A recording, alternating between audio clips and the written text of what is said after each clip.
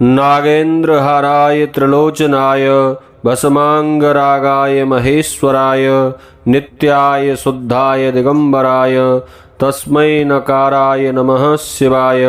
ओम नमः शिवाय। बंधुओं, आप सभी का हमारे YouTube चैनल में बहुत बहुत स्वागत है। आज के इस वीडियो में आप श्रवण करेंगे श्रावण मास के छठवें सोमवार व्रत की पवित्र पावनी कथा। सोमवार का दिन भगवान शंकर को समर्पित होता है। आज के दिन भक्त भोलेनाथ को प्रसन्न करने के लिए विशेष पूजा अर्चना करते हैं, सोमवार व्रत करते हैं ताकि भगवान शिव की कृपा प्राप्त हो सके। भोलेनाथ के आशीर्वाद से सोमवार व्रत करने वाले व्रतकर्ता के मन की सभी शुभकामनाएं भगवान महादेव पूर्ण कर देते हैं। इस दिन भगवान शिव की धूप दीप बिल्व पत्र नैवेद्य आदि से पूजा अर्चना करके सोमवार व्रत कथा अवश्य ही श्रवण करनी चाहिए, तभी सोमवार व्रत पूर्ण होता है। तो आइए श्रवण करते हैं सोमवार व्रत की कथा। एक बार प्रेम से कहिए, बोलिए शंकर भगवान की जय। बंधुओं, एक समय की बात है, किसी नगर में एक साहूकार रहता था। उसके घर में धन की कोई कमी नहीं थी, लेकिन उसके कोई संतान नहीं थी। इस कारण वह बेहद दुखी रहता था। पुत्र प्राप्ति के लिए वह प्रत्येक सोमवार व्रत रखता और पूरी श्रद्धा के साथ शिव मंदिर में जाकर भगवान शिव और मां पार्वती की पूजा अर्चना करता था। उसकी भक्ति देखकर एक दिन मां पार्वती प्रसन्न हो गई और भगवान शिव से उस साहूकार की मनोकामना पूर्ण करने का आग्रह किया। पार्वती जी की इच्छा सुनकर भगवान शिव ने कहा, हे पार्वती, इस संसार में हर प्राणी को उसके कर्मों का फल मिलता है और उसके भाग्य में जो होता है वह उसे भोगना ही पड़ता है। लेकिन पार्वती जी ने साहूकार की भक्ति का मान रखने के लिए उसकी मनोकामना पूर्ण करने की इच्छा जताई। माता पार्वती के आग्रह पर शिवजी ने साहूकार को पुत्र प्राप्ति का वरदान तो दिया, लेकिन साथ ही यह भी कहा कि उसके बालक की आयु केवल 12 वर्ष होगी। माता पार्वती और भगवान शिव की आपस की बातचीत को साहूकार सुन रहा था। उसे मन में ना तो इस बात की कोई खुशी थी और ना ही कोई दुख। वह पहले की भांति ही भगवान शिव की पूजा अर्चना करता रहा। कुछ समय के बाद साहूकार के घर एक पुत्र का जन्म होता है। जब वह बालक 11 वर्ष का हुआ तो उसे पढ़ने के लिए काशी भेज दिया गया। साहूकार ने पुत्र के मामा को बुलाकर उसको बहुत सारा धन दिया और कहा कि तुम इस बालक को काशी विद्या प्राप्ति के लिए ले जाओ। मार्ग में यज्ञ कराना, जहाँ भी यज्ञ कराओ वहाँ ब्राह्मणों को भोजन कराते और दक्षिणा देते हुए जाना। दोनों मामा भांजे इसी तरह यज्ञ कराते और ब्राह्मणों को दान दक्षिणा देते काशी की ओर चल पड़े।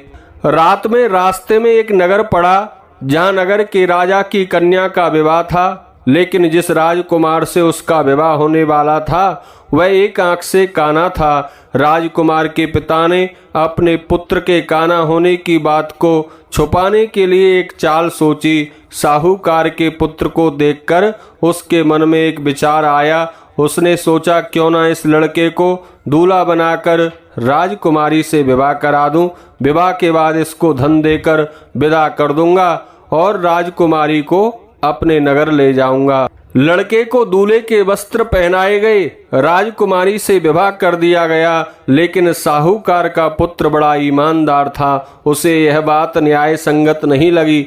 उसने अवसर पाकर राजकुमारी की चुन्नी के पल्ले पर लिखा कि तुम्हारा विवाह तो मेरे साथ हुआ है, लेकिन जिस राजकुमार के संग तुम्हें भेजा जाएगा वह एक आंख से काना है। मैं काशी विद्या पढ़ने के लिए जा रहा हूँ। जब राजकुमारी ने चुन्नी पर लिखी बातें पढ़ी तो उसने अपने माता पिता को यह बात बताई। राजा ने अपनी पुत्री को विदा नहीं किया, जिससे बारात वापस चली गई। दूसरी ओर साहूकार का लड़का और उसका मामा काशी पहुँचे और वहां जाकर उन्होंने यज्ञ किया। जिस दिन लड़की की आयु 12 साल की हुई उस दिन भी उन लोगों ने यज्ञ रचा रखा था। लड़के ने अपने मामा से कहा कि मेरी तबीयत कुछ ठीक नहीं है। मामा ने कहा कोई बात नहीं, तुम अंदर जाकर सो जाओ। बंधुओं, शिवजी के वरदान अनुसार कुछ ही देर में उस बालक के प्राण निकल गए। मृत भांजे को देख उसके मामा ने विलाप करना शुरू कर दिया। संयोगवश उसी समय शिवजी और माँ पार्वती उधर से जा रहे थे। पार्वती जी ने भगवान शिव से कहा, स्वामी, मुझे इसके रोने के स्वर सहन नहीं हो रहे हैं, आप इस व्यक्ति के कष्ट को अवश्य दूर करें। जब शिवजी मृत बालक के समीप गए तो वह बोले कि यह तो उसी साहूकार का पुत्र है जिसे मैंने 12 वर्ष की आयु का वरदान दिया था। अब इसकी आयु पूरी हो चुकी है।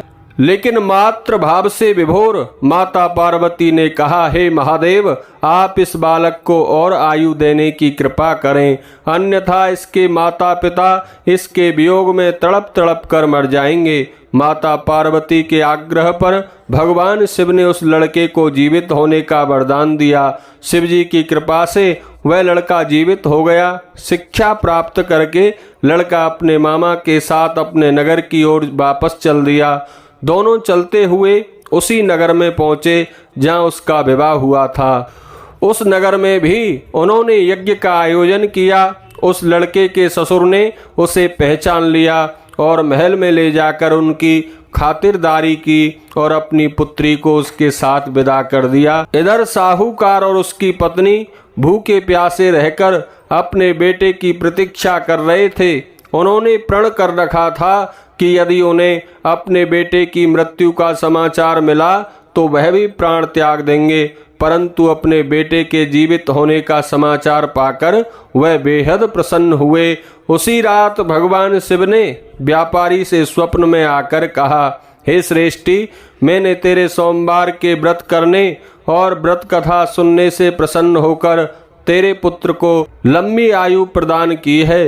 इसी प्रकार बंधुओं, जो कोई भी श्रद्धा और सच्चे मन से सोमवार व्रत करता है, व्रत कथा सुनता है, भगवान शिव उसके सभी दुखों को दूर कर देते हैं और समस्त मनोकामनाएं पूर्ण होती हैं। बोलिए शंकर भगवान की जय, पार्वती माता की जय।